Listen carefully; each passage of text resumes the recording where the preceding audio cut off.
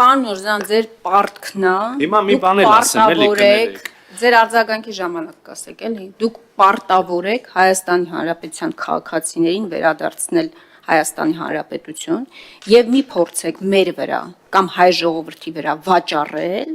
որ ձեր գործողությունների արդյունքում այն մարդիկ, ովքեր հայտնվել են Բաքվում գերության մեջ, այդ ձեզ հաջողվել է 100-ից ավել մարդու վերադարձնել Հայաստանի Հանրապետություն։ Իմ հարցը շատ հստակ էր. երբեք Հայաստանի Հանրապետության քաղաքացիներին վերադարձնելու Հայաստան։ Ես որևէ տարանջատում այդտեղ չեմ մտցնում։ Անունով չի, հայտնի չի, հացադուլի մեջ է գտնվում, հացադուլի մեջ չի գտնվում, բոլորին էր վերաբերում, առնվազն 23-ին։ Սա մեկ։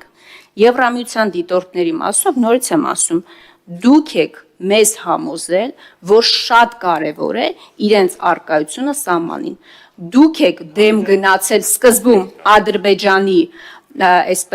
Ադրբեջանի պահանջներին ի հակազդեցություն եւ ասել եք, որ միևնույն է իրենք պետք է տեղակայվեն այդտեղ։ Հիմա ասում եք ֆիզիկապես իրենք այդտեղ չեն լինելու, բայց մենք իրենց օրինակ կարող ենք բերել Երևան եւ իրենք ինչ որ չգիտեմ, հեռադիտակով այստեղից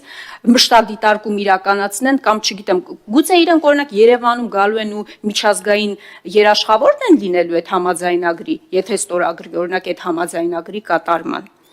Ջերմուկի մասով, պարոն Միրզյան, ես ավելի մանրացնեմ այդ զիջում, ավելի իջնեմ ճակերտավոր զիջումը։ Օրինակ, զիջում կարող էր լինել Ադրբեջանի կողմից, եթե դուք միևնույնն պնդում եք, որ դա սահմանագծման շրջանակներում պետք է իրականացվի։ Բայց այդտեղից սկսեիք։ Եթե աներկբա է ձեզ համար, իսկ ձեզ համար աներկբա է, չէ՞ որ դրանք Հայաստանի Հանրապետության տարածքներ են։ Բայց գոնե հասնեիք նրան, որ սահմանագծումը գոնե այդտեղից սկսեիք։ Նորից եմ ասում, դա նոր իրավիճակ է եղել։ 2020 թվականի պատերազմից հետո է ձևավորվել այդ իրավիճակը։ Բայց այդտեղից սկսեիք։ Եվ այստեղ չկա, եւ առհասարակ չկա, ենթադրում եմ աշխարհում մարդ, լավ, Հայաստանի Հանրապետությունում չկա մարդ, որ չուզենա խաղաղություն, բայց մենք ինչ ենք ասում։ Մենք ասում ենք, որ շանտաժով, միակողմանի զիջումներով հնարավոր չի հասնել առնվազն երկարատև խաղաղության։ Այս սա է մեր եւ ձեր մոտեցումների տարբերությունը։ Ես ուրիշ ձև եմ տեսնում մեր եւ ձեր մոտեցումների տարբերությունը։ Ես տեսնում եմ, որ մենք փորձում ենք շատ դժվար ճանապարհով, ոչ անպայմանորեն միշտ